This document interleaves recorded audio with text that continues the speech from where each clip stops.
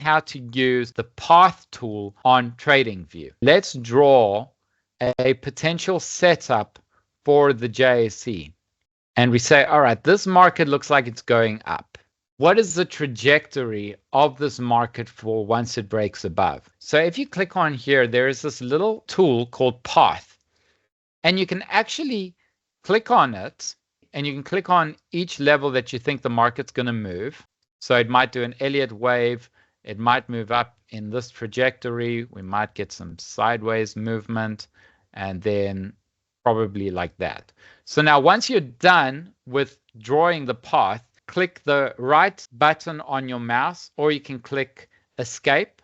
And now it's created the path that I think that the market is going to move in the next week.